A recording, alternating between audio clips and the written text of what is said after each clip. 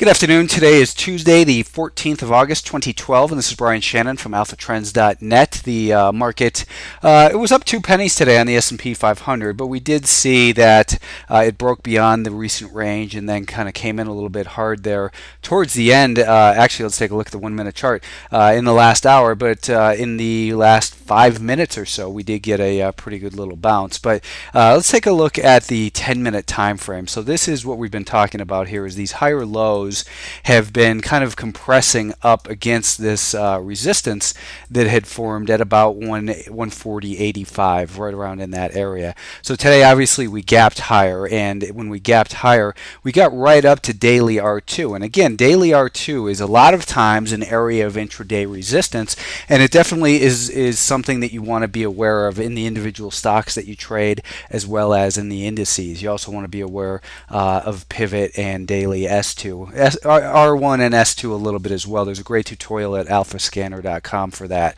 But if we take a look at the 10-minute time frame, we did break beyond that resistance, and it kind of looked like it was going to hold above it, but we were still below that volume-weighted average price. So there was a little battle here going on mid-afternoon, and then late in the day, the sellers kind of unloaded there, and it brought us back down, touched on the 5-day moving average. So when we look at the daily time frame, we still have a nice uptrend, obviously intact. This uptrend has gotten a little bit extended, though, and it does raise the possibility that we get one of those moves where we get from a failed move comes a fast move. And the psychology of that is basically that people have been, waiting for this market to break out, so they chase it higher. It fails, and then they spit their stock out at the end of the day. Also, shorts, people who had been short and anticipating weakness over the last week and a half, even though there's been no technical evidence that we should be trying to short it. In fact, just the opposite. Those shorts capitulated on the open as the sellers regained control. Some of the weaker longs decided to get out, from this morning and take their losses, and some of the short sellers who had been chased out on the open, reestablished their position. So now the buyers, there's just an absence a lot of times of buyers here. Again, right into the close, we did see some further for buying, however. So it's not dead. It's not bearish here. It's extended. The market's gotten extended, and now we have the possibility that from this could be a failed move that leads to a fast move lower. Obviously, we've got important support just below at about 139.75 to 139.90, basically. This is our more important band of support. The great news for me is I'm going to be on vacation the next 4 days, so I don't have to deal with this mess. But if I were, these are the things I would be aware of. Is this trend line is kind of going to meet up with that prior little band of support as well. And then we've got the 10-day moving average down there as well. So again, it's we've seen this market. The volume has been declining. I posted a chart on that on alphatrends.net earlier today about I tweeted it about how the volume has diminished on the rallies of the last few years, and we can see real easily that when this market's been rallying, a lot of times the volume has been declining. So a lot of people make a big deal out of the volume, but it's only price that pays. The Nasdaq did hold above its little resistance level near the 67 area. So we had gapped up beyond that 67 level, got up to the next area that we were looking for potential resistance at, and that being at about 67 and a quarter. We got up in that area. The sellers did take control here today, but it wasn't convincing that they're actually in control. I think that 66.50 is really the bigger level for this week, that if we kind of meander around here for a day or so and then get stuck below the 5-day moving average and then decline, well, then perhaps we'll see a little bit deeper pullback. Even down towards, I think 65 and a half would be a welcome pullback, actually, because again, we've gotten a little bit extended here recently. So be aware of that 66.50 area. We are still innocent till proven guilty. Now, the Russell 2000 has been a little bit tricky in here, and what I was talking about earlier today is we have this this trend line that actually, if you look at it, it's again, which trend line is more representative of what's been going on here? Is it the one that touches these couple of points, or is it the one that touches this point and this point? The fact is, it's more, again, kind of like a band of resistance that's formed in here. Now, this daily time frame, what we see is we could be outlining an inverted head and shoulders pattern.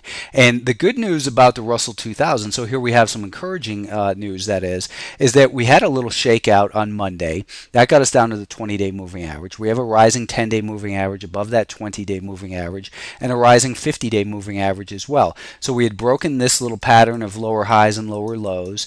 We made the higher high. It kind of just stumbled around in there, little shakeout yesterday, and now we're still battling that $80 level. But we have in here this, if we can break beyond this $80.60 area, that also gets us beyond this trend line in here, and we could be setting up for a rather nice upside in the Russell 2000. So here again, we can kind of see even a bigger inverted head and shoulders pattern on the weekly time frame, and this right shoulder in here that we're looking at on the weekly is actually showing us an inverted head and shoulders pattern within that. So the Russell 2000, we know, has been a big laggard this year, and we can see that on a percentage basis. This is the big level we want to see it hold this week. If we get below and stay below 78.90, then I think we have to become a lot more defensive that it's possible we'll see a test of the 50-day moving average. The semiconductors were down 20 cents. Again, this market has gotten beyond a very important band of prior support and resistance at about that 32.90 to 33.10 area, and a little bit further pullback down towards that, even down towards maybe even 32.70 would not be a bad thing. I think it would actually be good for this market. Now, what we see here is that we've got a 5-day moving average, that's the orange line, and we've got it kind of flattening out here. If we drill down to a 10-minute time frame, we can see it a little bit further that we gapped up here today and kind of failed. This is the level that I've been talking about. This is the 33 down, even towards 32.75. I don't think would be horrible, but if we break below probably 32 and a quarter, that's a little bit of support from that last week and close to this week's lows. Then I think we're headed for 32.75 to $33 a share in the semiconductors, and I don't think that would destroy the semiconductors. I think it would be a welcome pullback, perhaps that even finds, well, that would maybe be a little bit too low, but I think it'd be a welcome pullback. The financials were down 2 pennies today. They did get up close to the highs from last week. In fact, right up against them. Don't go calling this a double top or anything. We don't have any evidence of that. 1485 is our near-term level of support. That is this week. We want to see it hold above that level. In fact, I think we could even just say $14.80. That as long as we hold above $14.80, then we still want to be somewhat optimistic about these financials. They got right up to this prior level, found a little bit of resistance, but it looks as though they are still healthy here unless it breaks below that 1480 level. So we're still, kind of got some volatility in these markets, and you look at gold, for instance. Gold, we've been talking about that it wouldn't be bullish until it got up above about 158. That's not happening. Gold was down a little bit further today. It'll be interesting to see if we create another higher low in there.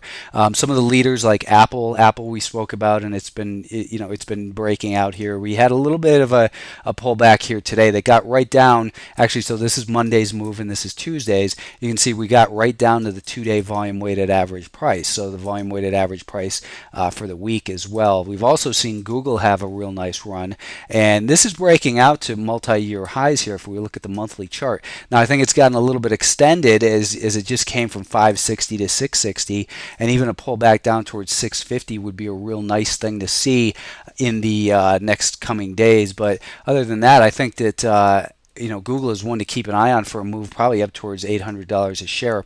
As I said, I'll be out of town the next few days, so trade them well, and thanks for tuning in.